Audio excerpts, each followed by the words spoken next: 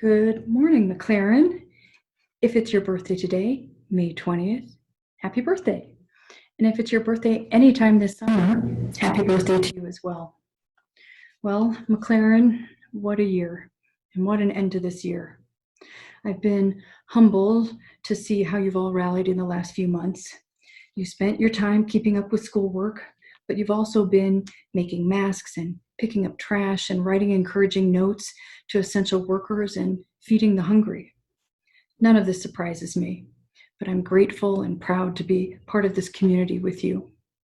I spent the weekend reading feedback from the parent survey, and it's clear that everybody is eager to get back to school. And I get it. We want this too. And we're hard at work looking at various scenarios for the fall. We're thinking through new ways where we can keep students and staff healthy and safe. We're trying to find ways to better communicate with parents through all this. And we're looking at ways to do school with various levels of social distancing requirements. It's too soon to say. We don't know if we're going to have to keep doing distance learning or if maybe we'll be able to open the building and rotate students through groups at a time. Well, we're waiting for guidelines, but no matter what it looks like, I am confident from watching you all in the last few months that we'll find a way to keep to our mission of building our community where all of us are more and more awake and alive to the world. One of the most insidious aspects of this current situation is that because there's just so much we don't know, it can be so easy to be afraid. I myself feel this. Right, I'm working with the teachers and we're trying to come up with a plan for the fall, and we don't know what the health guidelines are and we don't have a budget. It's pretty crazy. And I find myself fighting, being afraid. I think thoughts like, well, how are all the students going to do over the summer? We haven't seen them for so long. Are they going to be okay? And what if we can't be in the building again for a while? How are we going to make sure you all don't get academically behind? How on earth are we going to teach sixth graders how to hold their instruments for the first time? And how do we make sure our juniors who didn't get to put on a play this year get the chance next year?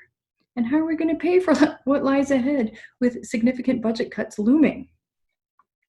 But I take heart from something that happened just recently. It has to do with graduation.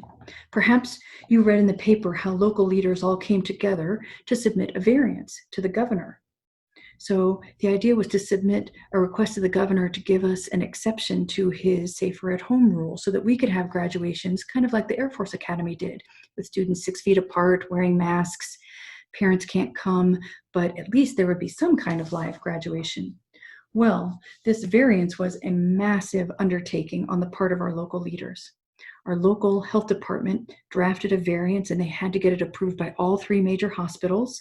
And then it had to be approved by the county commissioners, and then they sent it to the governor. And then just recently we heard that the governor's office approved it, but made a few changes to it. So in the meantime, we've submitted our own plan to El Paso County, aligned to this variance. We're hoping to get the green light soon. So seniors, once I hear anything, I'll be sure to let you know.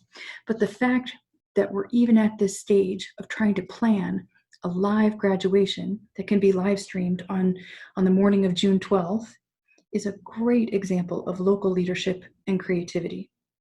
It has required a tremendous amount of patience. We're still waiting for final approval. But it's an example of what can happen when everyone keeps their eyes on the right priorities, even amidst very trying circumstances. All of us, staff and faculty, students, families, in the days ahead, we're all going to need a tremendous amount of patience. You need to have courage, and we'll need a whole lot of creativity. We'll need to hold each other accountable to keeping our eyes on the right priorities, to what is absolutely essential in our life together. But we don't need to be afraid. That doesn't mean that some things may not be hard. We've gotten a glimpse already of some things that have been lost. While each class is grieving, I'm sure, over lost opportunities, I want to take a minute to honor our graduating seniors. They lost their final fine arts night, their final morning assemblies, their final soccer and track seasons, the final dance. Today would have been their last day together. There would be yearbook signings and tears and hugs all around. Thank you, seniors, for what you have done to lead this community this year. Thank you for your friendship for each other. We love you, and we're thrilled and hopeful that we will get to celebrate graduation in person with you. We have full confidence in your ability to join us as mature members of the community of learners. But you've experienced real loss, and I honor you for how you've handled it and how this will shape you in the years to come. In the last months, several people have mentioned the graduation speech I gave last May, as it seems that in hindsight, it seemed to pertain rather eerily to this year. In this speech, I spoke about a documentary I had seen called A Year in Burgundy. And this documentary tracks the tending of vineyards in the Burgundy region of France. So in Burgundy, vines have been cultivated for over 2,000 years. Each plot is delicately pruned, sometimes by hand, resulting in grapes that are also harvested by hand. But the value of the grapes doesn't just come from this careful tending. It actually comes from what lies beneath the surface, from the soil itself. It turns out it's the variations and nuances of the soil. It could be limestone or granite, slate, volcanic ash, that gives each domain of the same grape its own flair. You might have nearby to each other several plots all growing the same grape, say Pinot Noir.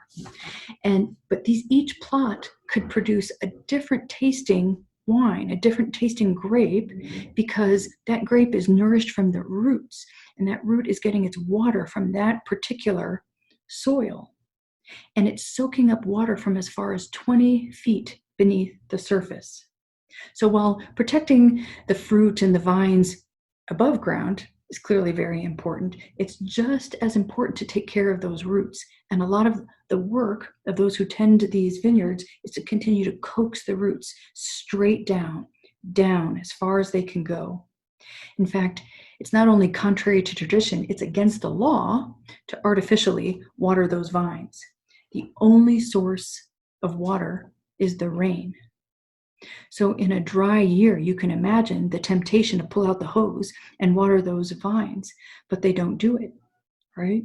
In fact, it's the lack of moisture that urges the roots to go down further to find water.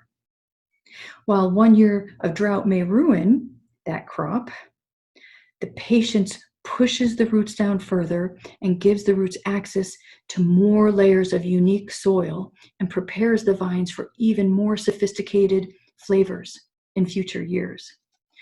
A dry year could mean tough cash flow, but the quick fix that watering in a dry year would bring is completely out of the question. Many of the men and women tending these vines are from families who have been doing this for generations.